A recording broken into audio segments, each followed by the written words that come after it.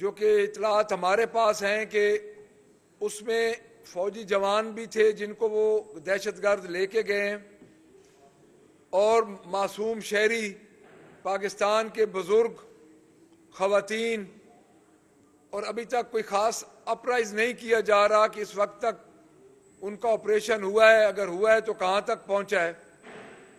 ये एक बड़ा अफसोसनाक वाक़या है कि जाफर एक्सप्रेस पे कल जो एक किडनैपिंग वाला ये वाक़या हुआ, इस पे पूरा मुल्क आज गम और गुस्से की लपेट में है और पूरे मुल्क के शहरी अपने आप को अदम तहफ़्फ़ुज़ की फ़िज़ा में महसूस कर रहे हैं। और मैं ये समझता हूँ कि पिछले दिनों जो बानी पीटीआई ने अपने खतूत में इस मुल्क का जिस तरह नक्शा खींचा और जिस तरह उन्होंने सूरत हाल बताई, तो मजाक उड़ाया गया, संजीदा हलकों से मजाक उड़ाया गया, गवर्नमेंट ने मजाक उड़ाया। हालांकि आज वही अगर आप पढ़ें तो वही खतूत और खसूसन जो बानी पीटीआई ने आखिरी खत लिखा, उसमें जिस तरह उन्होंने पूरी तरह लिखा कि इस वक्त बलोचिस्तान की सूरत हाल ख़राब है, इस वक्त पूरे पाकिस्तान की सूरत हाल ख़राब है और मुल्कों को और हुकूमत को इन मसाइल पे तवज्जो देनी चाहिए। हम किसी इदारे के खिलाफ नहीं हैं, हम पाकिस्तान फौज के साथ खड़े हैं, लेकिन जब प्रायोरिटीज चेंज हो जाएं तो इस किस्म के वाक़यात होते हैं। हम इस मामले में जो जाफराबाद एक्सप्रेस का मामला है, इसमें हमें ये चाहिए कि पूरी कौम को अपराइज करें कि असल मामला क्या है। हम अपने इदारों के साथ हैं, हम अपने इदारों को कमज़ोर नहीं देखना चाहते, लेकिन उसके लिए ज़रूरी है कि इदारों की प्रायोरिटीज इस मुल्क के लिए हों, ना कि किसी फर्द के लिए और किसी जमात के लिए हो। इस वक्त बलोचिस्तान में एक अलहदगी पसंद तहरीक बड़ी जोर से सर उठा रही है, हमें तवज्जो देनी चाहिए उस पर।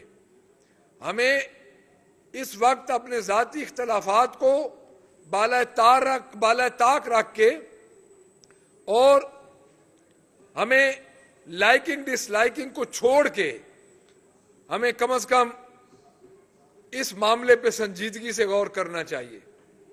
देखिए 2 साल हो गए, इस हुकूमत को 1 साल हो गया है, निगरान सेटअप को 2-3 साल हो गए हैं। अब ये कोई एक्सक्यूज नहीं है कि ये पिछली गवर्नमेंट का है, ये है वो है। इस वक्त सूरत हाल ये है कि हर शहरी अदम तहफ़्फ़ुज़ का शिकार है। तो मैं ये समझता हूँ कि हमें इस पे पूरी कौम को इकट्ठा होना चाहिए और हर आइनी इदारे को अपनी आइनी हदूद में रह के काम करना चाहिए और इस मामले पे जो भी पेश रफ्त हुई है उस पे कौम को आगाह करना चाहिए, चूँकि ये वाक़या एक बहुत बड़ा वाक़या है और इस वाक़े को हम इस तरह नहीं जाने देंगे कि एक ट्रेन अगवा हुई है, इसके पीछे जिसका भी हाथ है, चाहे कोई गैर मुल्की हाथ है, चाहे जो भी है, उसको सामने आना चाहिए। दूसरी बात, इस वक्त जो मेयो हॉस्पिटल का स्कैंडल है, अब इन्होंने रात को एक और काम किया चीफ मिनिस्टर ने कि सारा मुद्दा जो उन मरीजों का था जो 2 पेशेंट गलत टीके लगने से वफात पा गए, वो नर्सेस पे डाल रहे हैं। अब इन अकल के अंधों से ये कोई पूछे कि नर्सेस का क्या क्या कसूर है?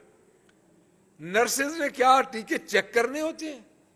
उनको तो आपके स्टोर से जो कुछ मिलता है उन्होंने तो वही आगे मरीज को लगाना है, या अगर कोई प्राइवेट किसी स्टोर से वो आया तो उसको चेक करें। रात को इन्होंने टोटल इस कहानी का रुख नर्सों की तरफ मोड़ दिया है। आज भी इस वक्त भी एडमंड ब्लॉक के सामने यंग डॉक्टर्स का एहतजाज हो रहा है। तो ये बजाय मसले हल करने के, ये जो चीफ मिनिस्टर है, जो कि बल्कि मैं तो अब सबूत भी आ रहे हैं कि वाकई वो टिकटॉक पे काम कर रही हैं, क्योंकि उनकी एक कैबिनेट की एक पार्लिमानी सेक्रेटरी हैं या चेयरमैन स्टैंडिंग कमेटियां, उन्होंने ननकाना साहब के शेखुपुरा जाके कहा कि आप मेरी टिकटॉक देखें, आपको पता चल जाएगा मेरी कारकर्दगी का।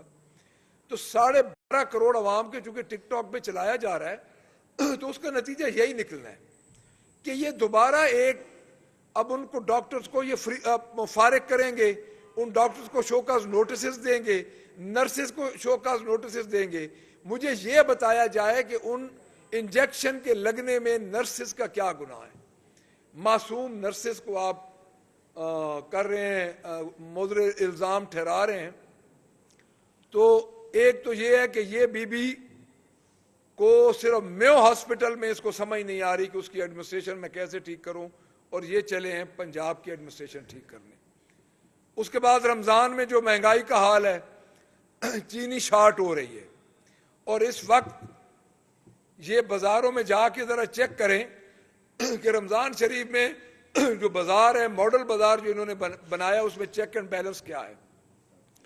एक रेट लिस्ट सामने लगा के बैठे हैं और एक रेट लिस्ट उन्होंने छुपाई हुई है, जो सामने हुकूमत को दिखाने के लिए उस पर लोगों को नहीं मिल रहा, कुछ भी नहीं मिल रहा। आटा, चीनी, फ्रूट, जो गोश्त वगैरह नहीं मिल रहा। ये ज़रा चेक तो करवा लें और आज दिन तक ये बता दें कि इन 10 दिनों में इन्होंने कहाँ कहाँ पे चेकिंग की है।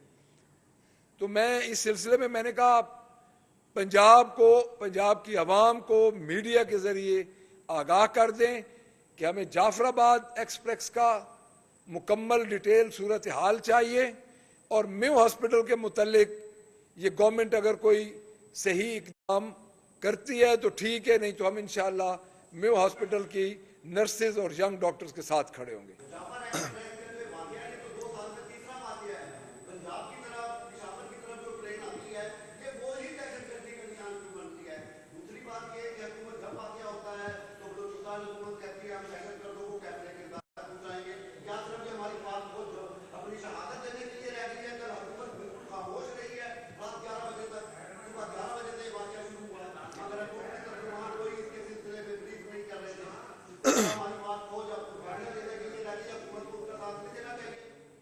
अच्छा, इसमें यह है जी कि हमने तो अभी ये आपके सामने यही मुतालबा हुकूमत से किया है कि आके अप्राइज करें, कौम को असल सूरत हाल बताएं।